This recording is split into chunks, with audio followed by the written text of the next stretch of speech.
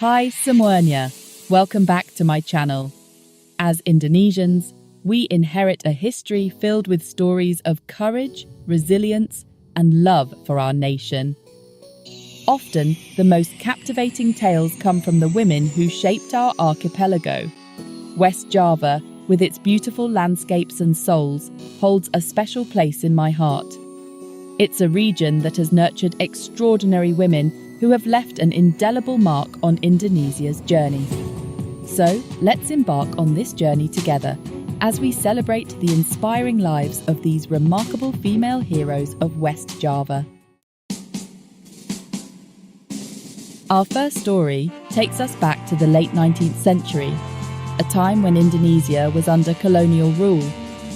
Imagine a young girl born into an aristocratic family who dared to dream of a different world for women. That was Dewi Sartika. At a time when education for girls was unheard of, Dewi Sartika felt a calling to empower women through knowledge. In 1904, she established Sekolah Istri, the school for wives, in Bandung. This wasn't just a school, it was a beacon of hope. Women were introduced to a world of knowledge, from reading and writing to critical thinking. Her dedication faced resistance, but she was undeterred. Sekolah Istri inspired similar schools across Indonesia, igniting a flame of female empowerment. Dewi Sartika's legacy extends far beyond her school, remembered as a national hero and a pioneer. As we delve deeper into West Javanese history, we encounter tales of extraordinary bravery. One such story is that of Nyak Dien, a woman whose courage transcended age and societal expectations. In the early 19th century, Indonesia was embroiled in a fierce struggle against Dutch colonialism. Nyak Dien, even in her later years, emerged as a symbol of defiance.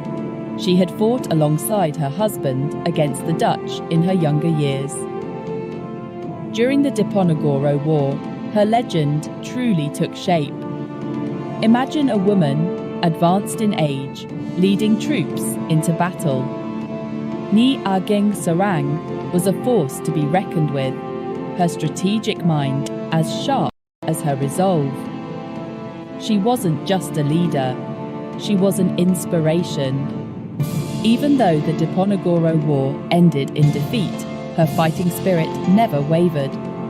Nyak Dien's legacy is a testament to the power of resilience and courage. She is remembered as a true daughter of Indonesia, a symbol of unwavering strength. Our journey takes us to the heart of Sundanese culture, where we meet Raden Ajeng Kartini. Born into an aristocratic family in Garut, West Java, she was a woman of many talents. Her passion for literature and Sundanese heritage set her apart. In the late 19th and early 20th centuries, access to education was limited, especially for women. Raden Ajeng Kartini recognized the importance of preserving Sundanese culture. She became a pioneer in translating Dutch books into Sundanese. One of her notable works was the translation of the Dutch novel Ajenar. Her writing celebrated Sundanese culture and traditions, instilling pride in her people. Raden Ajeng Kartini became a cultural bridge, connecting the Sundanese people with the wider world. She is remembered as a champion of education and a preserver of culture. Our journey takes us to Aceh, known for its fierce spirit of independence. The story of Nyak Dien, exiled in Sundanese lands, reminds us that the fight for freedom transcends borders. She fought alongside her husband, Teuku Umar, against the Dutch in the Aceh War. After her husband's death, her legend soared. Nyak Dien refused to surrender, leading guerrilla attacks. Captured and exiled to Sumedang, West Java, the Dutch believed they could break her spirit. but they underestimated her resilience. Even in exile, she inspired those around her, sharing her stories of courage. Nyak Dien's presence in West Java had a profound impact. She became a symbol of hope, a reminder that the fight for freedom must continue. Though far from her homeland, her spirit found a new home in West Java. She embraced the local culture while never forgetting her Assamese heritage. Her exile amplified her message of resistance, making her a symbol of hope for all Indonesians. As Indonesia stepped onto the world stage as an independent nation, a new era dawned. Women like Emma Poiradireja rose to prominence, shaping a more just and equitable Indonesia. Emma, a proud daughter of West Java, championed the rights of women and children. She recognized that true independence meant creating a society where everyone could thrive. Emma dedicated her life to social work, becoming a prominent voice for women's and children's rights. She worked tirelessly to improve access to healthcare and education, particularly in rural areas. Emma advocated for policies that supported working mothers. She established orphanages and shelters for women and children in need. Emma's legacy is one of unwavering dedication to social justice.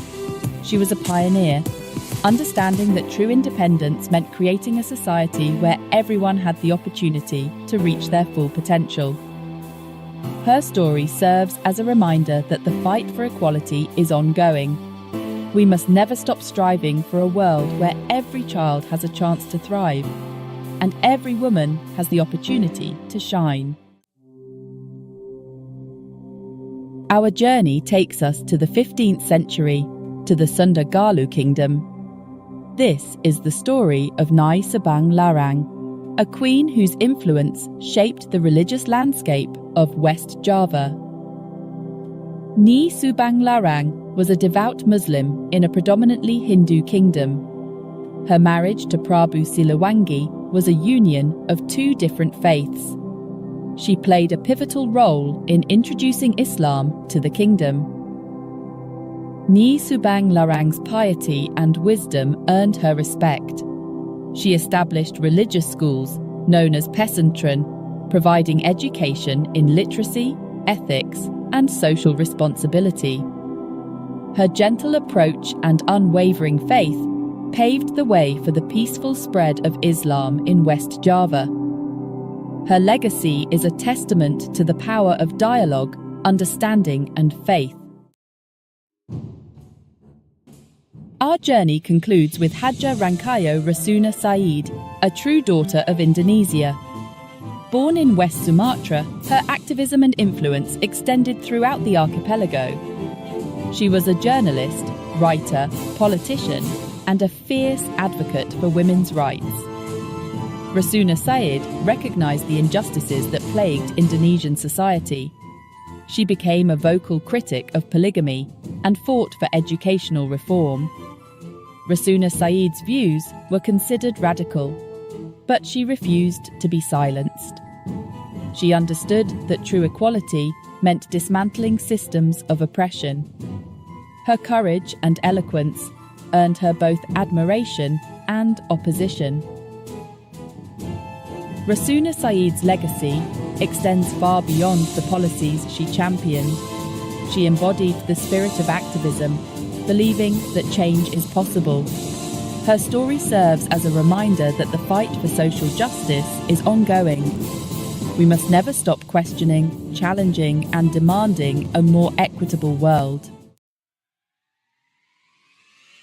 As we reflect on the lives of these remarkable women from West Java, we are reminded that heroism isn't confined to grand gestures.